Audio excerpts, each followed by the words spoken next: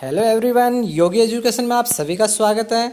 आज के current affair के इस वीडियो में हम आपके लिए वो सिलेक्टेड क्वेश्चंस लेकर आए हैं जो upcoming exams like railway, NTPC, group D, MP police, SI, Rajasthan पटवार, व्यापम की एग्ज़ाम्स के पॉइंट ऑफ व्यू से काफ़ी इंपॉर्टेंट क्वेश्चंस हैं।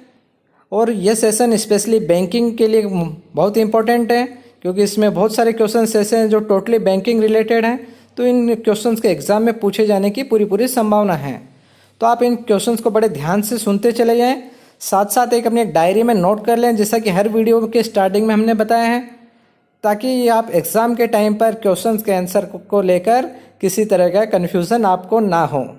तो इसलिए आप इन क्वेश्चंस को शॉर्ट में डायरी में नोट करें और डेली बेसिस पे इनका रिवीजन ज़रूर करते रहें। अगर आप हमारे इस चैनल पे नए हैं, पहली बार आप हमारे इस वीडियो को देख रहे हैं, तो आप हमारे इस चैनल को सब्सक्राइब ज़रूर कर लें और आप इस वीडियो को लाइक करके अपने अन्य साथियों के साथ भी शेयर करें। साथ साथ बेल आइकन को दबा दें जिससे कि आपको हमारे इम्पोर्टेंट क्वेश्चंस के वीडियोस प्राप्त होते रहें। आने वाले वीडियोस में हम exam based special study content आपके लिए लेकर आएंगे। तो चलिए हम स्टार्ट करते हैं आज का सेशन। भारतीय बहुउद्योग कंपनी आईटीसी ने सनराइज फूड्स प्राइवेटेड लिमिटेड के कितने प्रतिशत हिस्सेदारी खरीदने पर सहमति व्यक्त की है?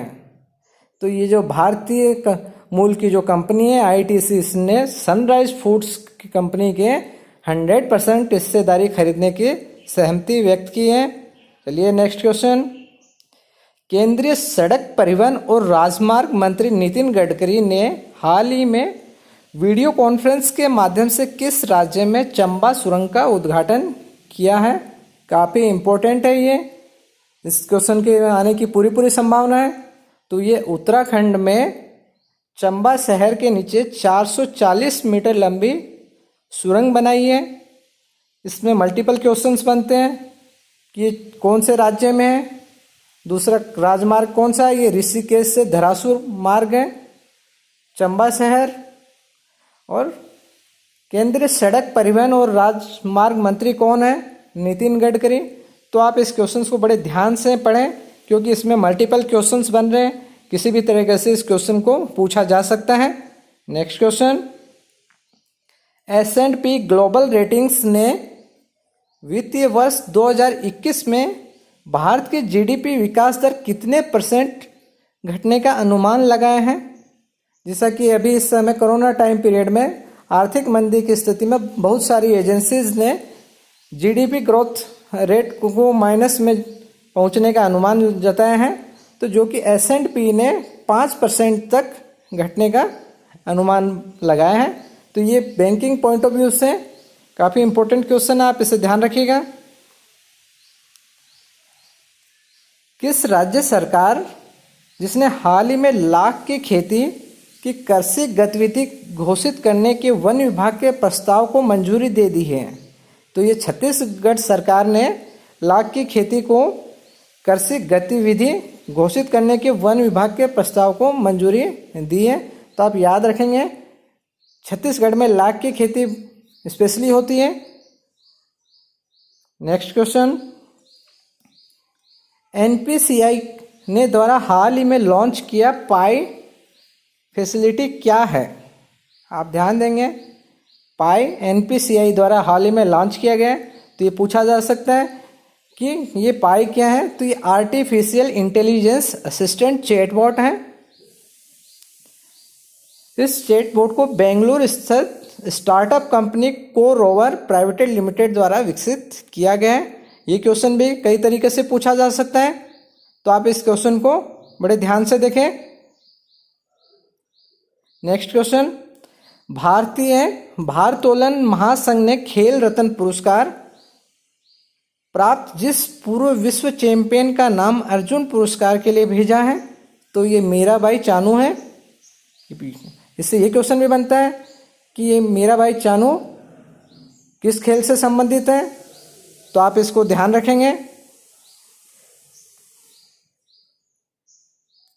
यूरोपीय संघ की प्रमुख उर्सुला फॉन डे लायन ने कोरोना वायरस के असर से निपटने के लिए हाल ही में जितने अरब डॉलर की योजना का प्रस्ताव रखा है, तो वह 750 अरब डॉलर की योजना का प्रस्ताव रखा है इन्होंने।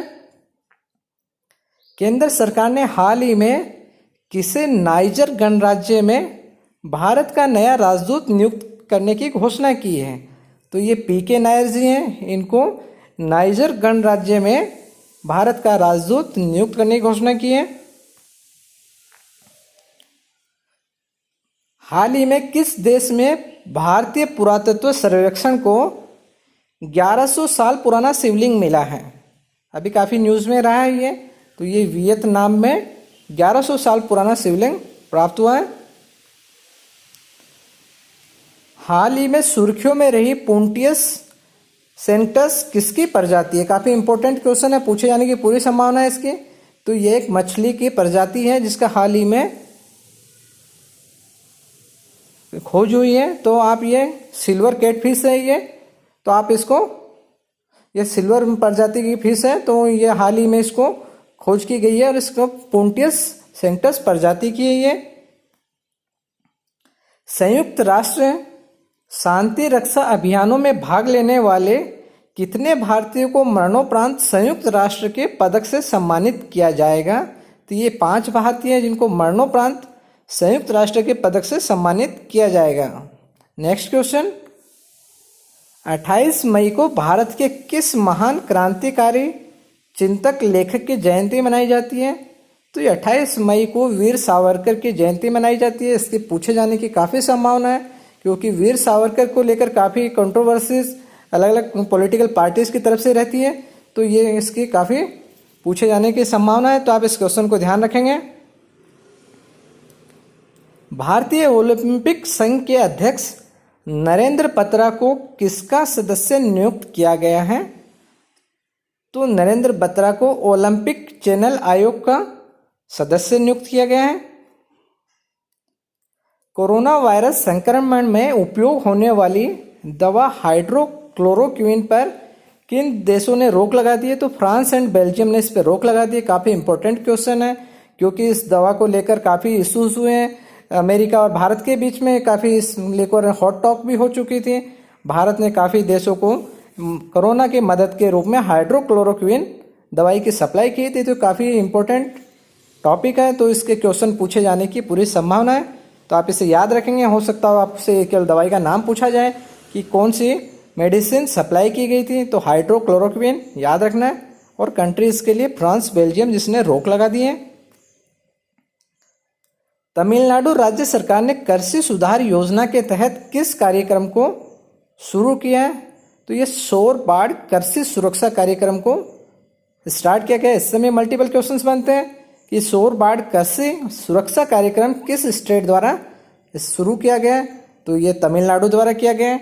यहाँ हो सकता केवल इतना पूछा जाए, सौर बाढ़ सुरक्षा कार्यक्रम किससे संबंधित है? तो ये कृषि से संबंधित है, तो आप इसे ध्यान रखेंगे।